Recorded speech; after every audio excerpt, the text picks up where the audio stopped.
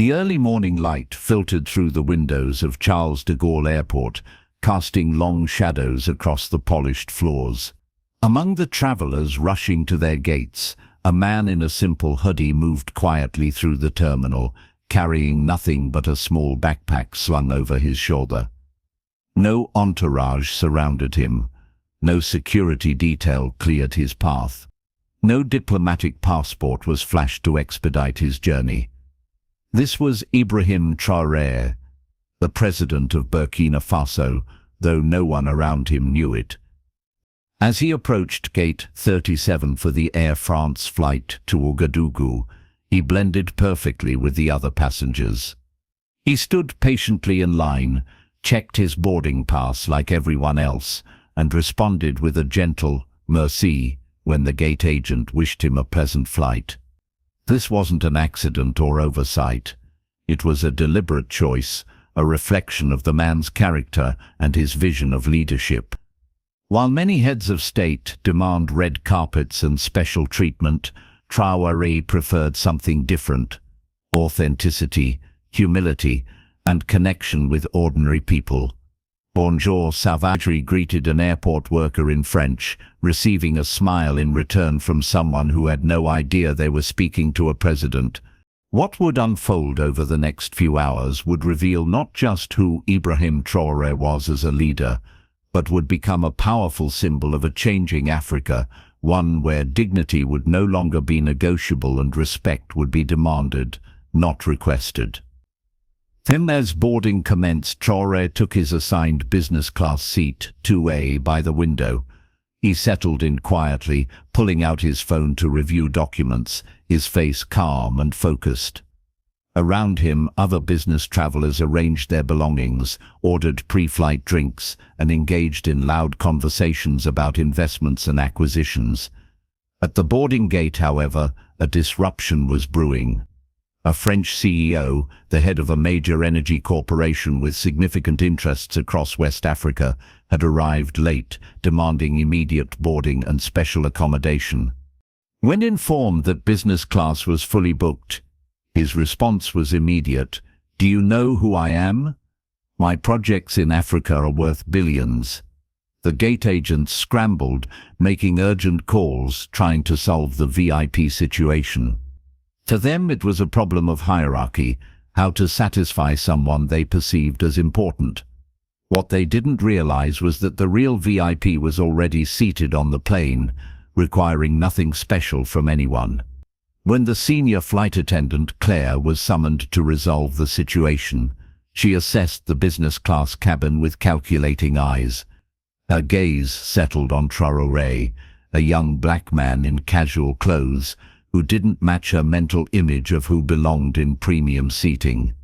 "Excuse me, sir," she said with practiced politeness that barely concealed her presumption. "May I see your boarding pass?" Traoré looked up, his expression neutral but attentive. He handed over his documentation without comment. Claire examined it, frowned slightly, then produced a tight smile. "We have an operational issue. Would you mind moving to economy? We would be happy to compensate you for the inconvenience." Around them, other business-class passengers, mostly European and Middle Eastern, watched with mild curiosity. None were being asked to relocate. The implication hung in the air, unspoken but unmistakable. Traoré met her gaze directly. His voice, when he spoke, was quiet but firm. "I prefer to remain in my assigned seat." Claire's smile faltered. She wasn't accustomed to refusal, particularly not from someone she had already categorized as unimportant. "Sir, I'm afraid I must insist. We have an important passenger who requires accommodation, and I am not important," Traoré asked simply. The question, delivered without anger or defensiveness, seemed to hover in the air between them. It wasn't just about a seat on a plane. It was about assumptions, about who is valued and who is diminished, about patterns of interaction that had persisted for centuries. Claire blinked, momentarily unsure how to respond. She retreated briefly, then approached another black passenger in business class with the same request. The pattern was clear to everyone watching. That's when Traoré stood up. Not with a shout or dramatic gesture, but with the quiet authority of someone who knows exactly who he is. "Enough," he said, his voice carrying just far enough to be heard clearly. "You are making decisions based on skin, not on tickets. That is called discrimination." Claire's face flushed. "Sir, please sit down. I'll have to ask you not to cause a disturbance." Traoré didn't raise his voice. He didn't need to. "I am not causing a disturbance. I am naming what is happening. There is a difference." He returned to his seat calmly, fastened his seatbelt, and resumed reading on his phone. The confrontation appeared over, but something had shifted in the atmosphere of the cabin. A few passengers exchanged uncomfortable glances. One woman whispered to her neighbor. The CEO was eventually brought on board, greeted effusively by Claire, who had somehow found him a business-class seat without displacing anyone with lighter skin. As he passed Traoré's row, he didn't even glance in his direction. The flight took off, leaving French soil behind and setting course for West Africa. In business class, the usual routines unfolded. Warm towels were distributed, drink orders taken, meal preferences confirmed. Claire lavished attention on the CEO, laughing at his jokes, ensuring his champagne glass never emptied. When she reached Traoré, her interactions were minimal and cold. Water was all he requested when asked for his beverage choice. Throughout the flight, Traoré maintained his composure. He didn't complain about the treatment. He didn't demand special attention. He didn't reveal his identity. He simply observed with the penetrating awareness of a leader who understands that how people behave when they don't know they're being watched reveals their true character. Mid-flight, the CEO's voice carried across the cabin as he held forth on his company's operations in West Africa. "These countries need our expertise," he declared loudly to his seatmate. "Burkina Faso is lucky to have us bringing order to chaos." A few rows away, Traoré's expression remained unchanged. He wasn't angered by the arrogance. If anything, it seemed to strengthen his resolve. A Burkinabe nurse returning home to Bobo Dioulasso recognized her president. Her eyes widened in disbelief as she witnessed how he was being treated. She leaned toward the passenger beside her and whispered, "That's our president they're disrespecting." Her companion stared in shock, but they both remained silent, following the president's lead of quiet dignity.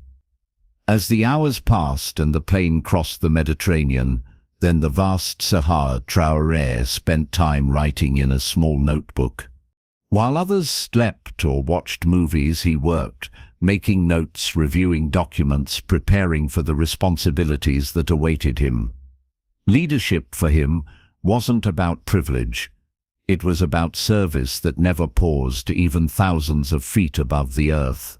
As the captain announced their descent into Ouagadougou, passengers began preparing for landing. Claire made her final rounds, her clipboard in hand, still attentive to the CEO while barely acknowledging Traoré.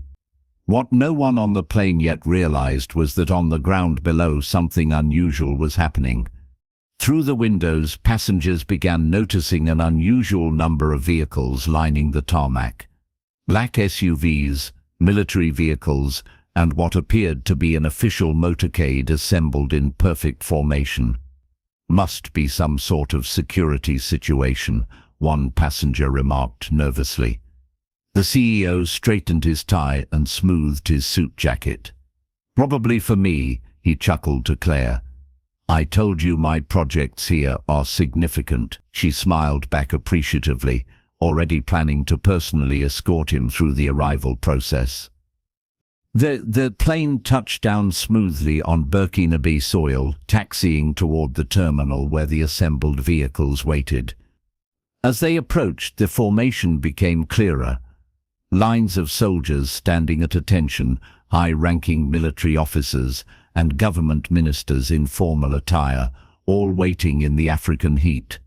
Inside the cabin, whispers spread. Who's on this flight?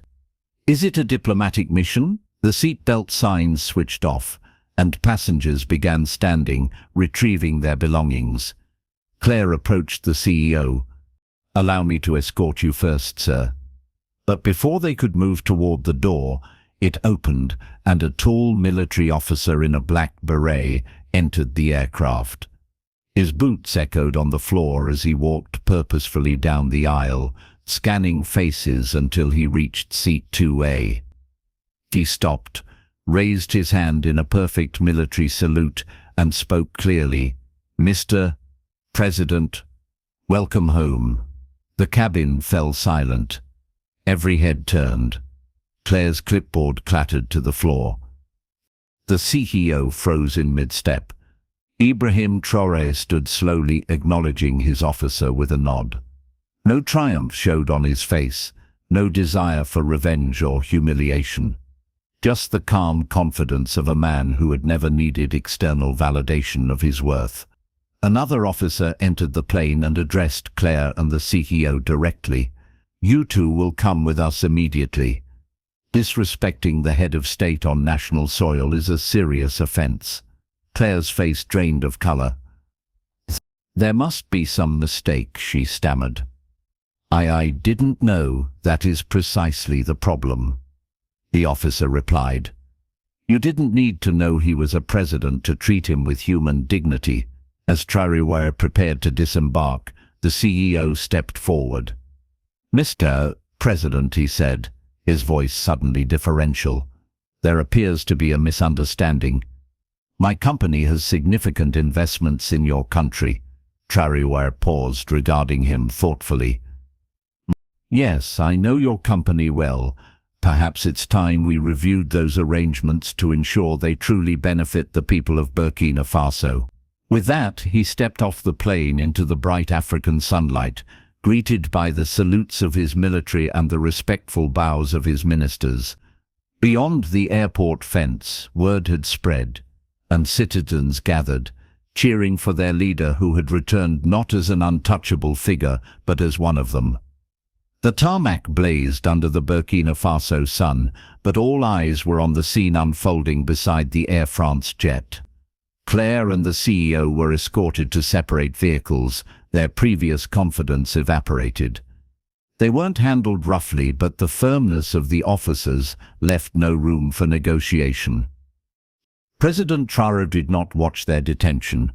He moved toward the assembled government officials, greeting each one personally, asking brief questions about matters of state that couldn't wait. Even in this extraordinary moment, his focus remained on his responsibilities. Inside the terminal, a small press contingent had assembled, alerted to the unusual situation. Traoré paused briefly to address them, his words measured and deliberate. "In Burkina Faso, we don't look at a person's skin or clothing to measure their worth," he stated simply. "Dignity isn't earned through wealth or position. It is the inherent right of every human being. That principle isn't negotiable on our soil." He didn't elaborate on the incident itself. He didn't need to. Within hours, videos taken by passengers would circulate online. The story would spread across Africa and beyond. A leader who hadn't used his position to demand privilege, but had used it to defend a principle that extended far beyond himself. At the Ministry of Foreign Affairs, Claire and the CEO were questioned separately. They weren't mistreated, but they were made to understand the significance of their actions.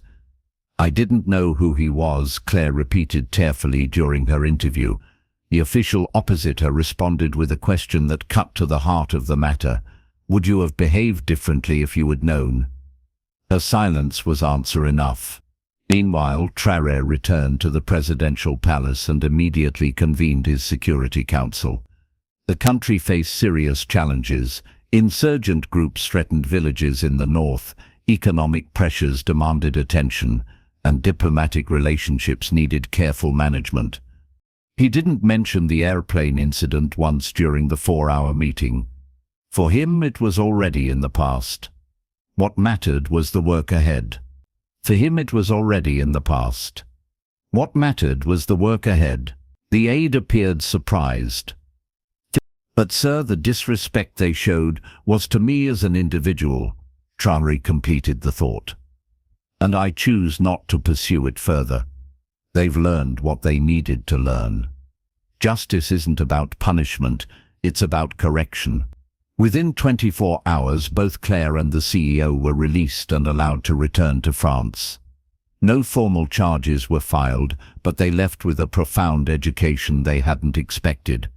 CEO's company immediately issued a statement announcing a comprehensive review of its practices in Africa and a new commitment to partnership based on mutual respect. Air France's corporate headquarters scrambled to contain the public relations crisis, announcing mandatory training for all staff and a public apology that acknowledged the unacceptable treatment of a distinguished passenger.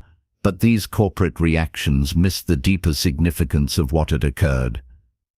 This wasn't about one airline's failure or one employee's bias. It was about a fundamental recalibration of expectations, a clear statement that the old patterns of interaction between Europe and Africa were no longer acceptable. In the weeks that followed, Ibrahim Traoré never spoke publicly about the incident. He didn't use it for political advantage or to stoke anti-French sentiment. Instead, he continued his work with the same quiet determination that had characterized his leadership from the beginning. What made Traoré different from many leaders wasn't just his policies or his vision, it was how he embodied his principles in every action. The airport incident hadn't revealed anything new about him, it had simply made visible to the world what those who knew him already understood. His security detail often shared stories of how he would unexpectedly divert his convoy to stop at roadside markets, speaking directly with vendors about their challenges, or visiting remote villages unannounced to see conditions firsthand, rather than through the filter of official reports. "He doesn't want the prepared version," one aide explained. "He wants the truth, even when it's difficult." This commitment to reality extended to his personal habits. Unlike his predecessors who had embraced luxury, Traoré maintained a modest lifestyle. He often wore military fatigues rather than expensive suits, ate the same food as his soldiers, and was known to work late into the night reviewing reports and planning operations. "How can I claim to understand the struggles of our people if I live like a king while they suffer?" he once responded when asked about his simple accommodations in the presidential residence. This wasn't performance or political calculation. It was the authentic expression of a man who viewed leadership as a sacred responsibility rather than an opportunity for enrichment or glory. Perhaps most telling was his relationship with young people. In a continent where the average age is under 20, yet leaders often remain in power well into their 70s and 80s, Traoré, in his mid-30s, represented something different. He regularly visited universities and schools, not for ceremonial appearances but for genuine dialogues with students. "You are not the future of this nation," he told a group of university students during one such visit. "You are its present. Your ideas, your energy, your dreams, they matter now, not just someday." These weren't empty words. His government actively recruited young professionals for key positions, creating pathways for talent that bypassed the traditional gatekeepers of power. In meetings, he was known to ask the youngest person in the room to speak first, ensuring fresh perspectives weren't silenced by hierarchy or tradition. Even his approach to the insurgency threatening parts of the country reflected this character.